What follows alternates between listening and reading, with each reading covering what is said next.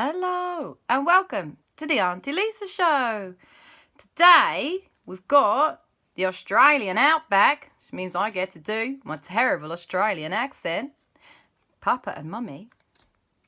Spencer, the ghost dog. A rocket. And a magic picnic basket.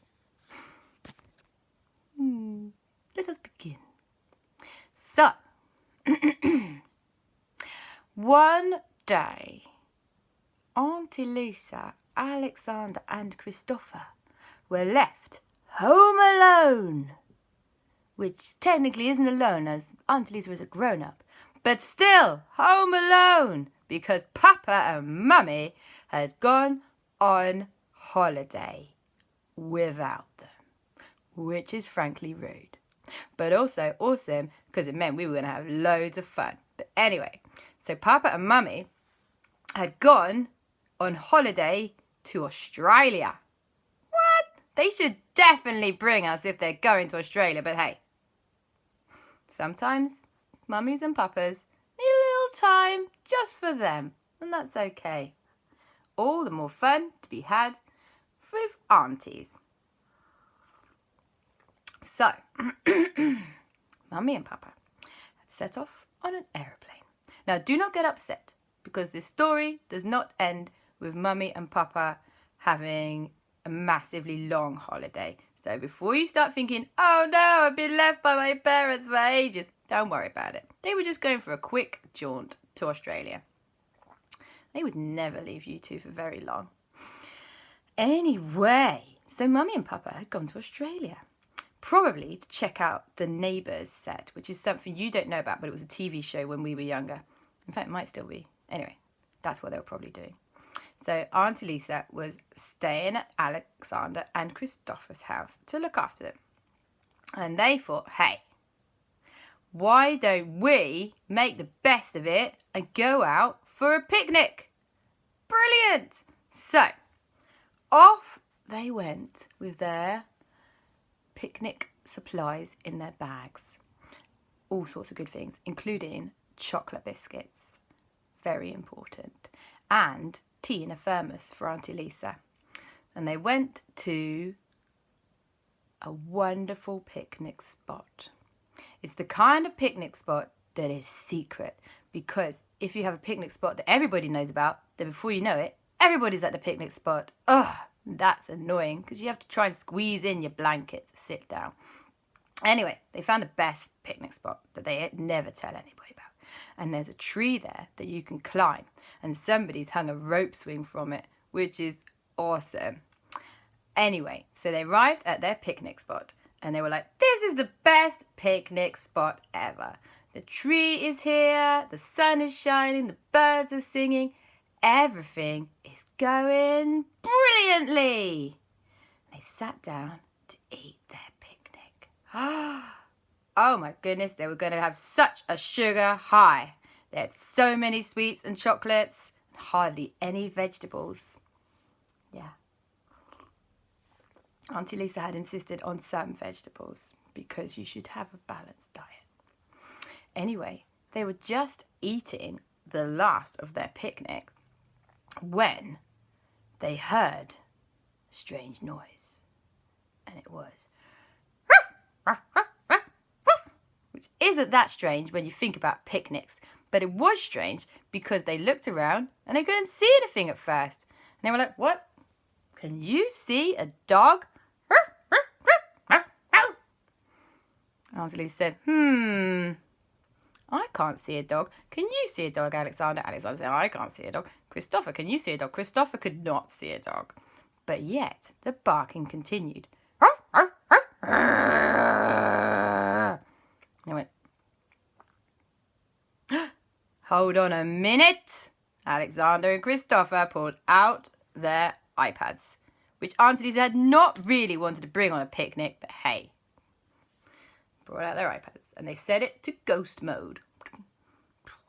It was Spencer the ghost dog, and they could see him using their iPads because, of course, their iPads can do that. he was going. Arr! Aleksander and Kristoffer were like, what? What's wrong, Spencer? What's wrong? Do you want some of our picnic? I think we've got some bacon here if you like some. Spencer, the ghost dog, did eat some of the bacon. He is a dog after all. But then he started barking again, and he was getting more and more restless. And Aleksander and Kristoffer were quite worried about Spencer. And also they were thinking, where is the rest of his gang? Where's Jack? Jack's normally nearby Spencer. Something must have gone wrong. And then they turned and they saw in the distance smoke floating up into the sky from over the hill. And they were like, oh, a fire, Spencer. Are you trying to tell us there's a fire? And Spencer was like, ruff, ruff, ruff. Silly humans, he's thinking. Ruff, ruff. And he started bounding towards the fire. So Aunty Lisa, Aleksander and Kristoffer started running in that direction too. Not before Aunty Lisa had whipped out her phone ready to call for the fire brigade if she needed to. When they got there, they found a very surprising thing, which was that it wasn't maybe someone's house on fire or a barn or some other building or a tree. It was, in fact, a rocket had landed and scorched the ground and the grass all around it. And so there was little flames flickering about the place and smoke was billowing up into the air around it. Wow! Everyone's jaws just went, a rocket? Here, next to our picnic spot? How rude. They were quite put out, actually, that their picnic had been interrupted by a rocket landing. Well, it was an interesting thing because no sooner had they started to feel a bit disgruntled than the rocket's doors opened.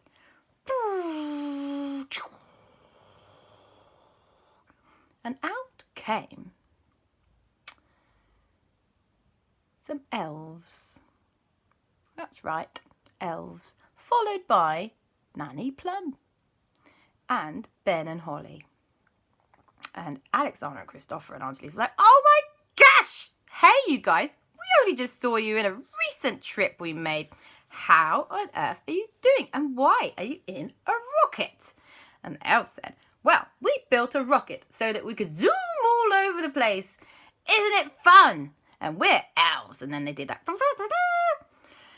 which does make your ears ring. Nanny Plumb said, yeah. And we heard you were having a picnic. And we thought, better come and say hello then. Wow. Aunty Lisa was about to raise the point that they could have just maybe driven to come and see them by the picnic, or walked, or any other mode of transport instead of a rocket where you literally have to go out into space and come back down, when Nanny Plumb said, hey, have you guys finished your picnic already, or can we join in? Aunty Lisa said, well, we had kind of just finished all of our stuff. We've pretty much eaten everything, and then we got distracted by the rocket landing. And she said, oh, I was gonna get some jelly. And Aunty Lisa went, no, do not use your magic picnic basket for jelly. I've seen what happens. I do not want another jelly flood. Nanny Plumb said, oh, fine. No jelly flood. Now, while all this was going on, Spencer, the ghost dog, was still very upset. He was barking and barking and barking and yapping and running round in circles around the rocket. Aunty Lisa thought this was pretty strange because normally Spencer the ghost dog is pretty chilled out. Even though he's a ghost, you'd think he'd be a little bit more hyper, but he's not. He's quite a chilled ghost.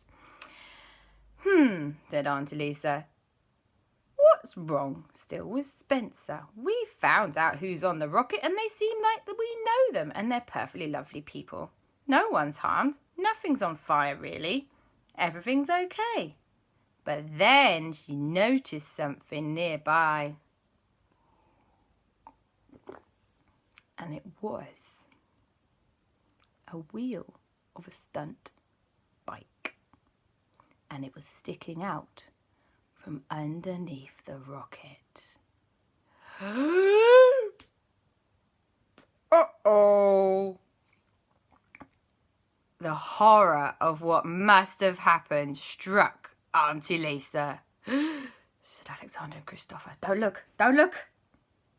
I fear the worst. Someone's been flattened by that rocket. Flattened! Oh, it's going to be a horrible mess." She said, "Nanny Plumb, elves, I think you need to move the rocket. I think you might have flattened one of our friends." And they went, "Flattened? One of your friends? Oh no! Oh no! This is terrible! This is awful! Oh no!" Well, it was terrible and it was awful and it was frankly a disaster. Aunty Lisa took a big breath. She said, "Right, I think we're going to have to move the rocket carefully. Very, very carefully, and find out if someone has been flattened underneath where it landed. Don't look, children. Don't look." Aleksander and Kristoffer were already looking. They wanted to know what had happened. Nosy Parkers. Well, got chocolate on my mouth. I do like to drink tea, but today it's hot chocolate. Anyway, so they had to move the rocket and they had to move it fast. It was an emergency. Someone might be squished like a slug underneath the rocket, but they can't fire up the blasters to make it move, can they? They'll frizzle them like a sausage. It would be, oh no, it would be horrific. So they had to move it very, very, very carefully. They needed someone very, very, very strong. Now, as it happens, Aunty Lisa is good friends with Superman. I know what you're thinking. Really? But it's true. So Aunty Lisa called up Superman on her mobile phone. Beep, beep, beep, beep, beep, beep. She said, "Hey, Superman!" And Superman said, "Oh, hey, Aunty Lisa. Oh, is my hair okay? Oh, great to see you, Aunty Lisa. How's it going?" And Aunty Lisa said, "We've got an emergency. We need your help, Superman. We need you to lift a rocket off of what might be a squished person." Superman said, "Oh, no. I'll be zooming by there straight away. Okay? All right. See you in a flash. Bye." And he was gone. Woo! Seconds later, Superman arrived at the scene. He landed. He said, "Hey, I'm Superman. What's going on here? Let me help you." And everyone went, "Ah, Superman!" And he went, "Yes, I know. I'm Superman." And then he said, "Is this the rocket that needs moving?" And everyone went, "It is the rocket that needs moving." He said, "Okay, give me some space." And everyone gave him some space. He said, "Right. Don't look. This could be horrifying. 1, 2, 3. And he used all his strength to lift up the rocket. And he flew it a few meters over and put it down. Aunty Lisa was like this. "At Dad, look. At Dad, look." There was the stunt bike, all mangled and squished. And next to it, pressed into the ground, was El Fuego, the ghost skeleton. Everyone leant forward. Was he okay? And then he said, What happened, guys? What happened?" "You're okay, El Fuego." Yeah. Something hit me real hard. It hit me real hard, guys. Real hard." The skeleton was squished into the ground. Everyone quickly scrambled. Pulled all the pieces out. Now, of course, El Fuego is a ghost. It was lucky it wasn't a real person who's alive, because a real person who's alive being landed on by a rocket would have been splattered. But El Fuego just got squished into the ground because he is the ghost that embodies a model skeleton. And before they knew it, El Fuego was back to his old self, with a few extra scuffs and scratches and scrapes, and a little bit of blast marks on him where the fires of the rocket had slightly smouldered the plastic finish. And he went, oh my gosh, what happened? What happened? Said El Fuego. Never went, well, you got landed on by a rocket, El Fuego. El Fuego, a rocket? Oh my gosh. Oh me. A rocket? A rocket? A rocket, you say? And they went, yeah, you got landed on really bad. And he went, my stump back. It's destroyed. Aleksander and Kristoffer walked out to El Fuego and said, oh, El Fuego, we're really sorry that your stunt bike has been squished. Oh, no. The elves and Nanny Plumb all gathered round and they said, El Fuego, we're so sorry that we squished your stunt bike. However can we make it up to you? El Fuego said, oh, well, I've always wanted to fly into space. Nanny Plumb said, then let's do this. Said El Fuego. Next to him was, of course, Spencer the ghost dog, rolling around as happy as anything that El Fuego was still alive and well. It was a huge relief all round. And they said, well, I tell you what, said Nanny Plumb, let's go on a trip into space. We'll bring the picnic basket. You can have whatever you want to eat, El Fuego. And El Fuego said, I don't know if I feel real hungry right now, but I will take that trip into space. And my good friend Spencer here, who rescued me, he can have some bacon. Nanny Plumb said, coming right up. Picnic basket, give us some bacon. And out flew some deliciously fried up bacon straight into Spencer the ghost dog's mouth, who went and looked decidedly happy. Well, Aleksander and Kristoffer were a little bit jealous of that, and they asked for some bacon too. Nanny Plumb said, more bacon please, picnic basket. And they had some bacon too. They ate just like Spencer the ghost dog. No manners whatsoever. Anyway, so it was definitely a good idea to go on a quick trip up into space. Have a look at the world from outer space. They all climbed aboard the rocket, including Superman, because he likes to have a fly around sometimes when he doesn't have to fly himself. So they zoomed up into space in the rocket and they looked down over the earth and they went, whoa, look at the earth. It's the most beautiful thing they had ever seen. Tiny, round blob in outer space, little green bits on it. That's planet Earth. Nanny Plumb said, well, where should we land? We can land anywhere you like. And Aleksander and Kristoffer said, well, Mummy and Papa are on holiday in Australia. Do you think we could pop by wherever they are and visit them? Nanny Plumb said, of course. And they zoomed over to the Australian outback and landed right outside Mummy and Papa's tent.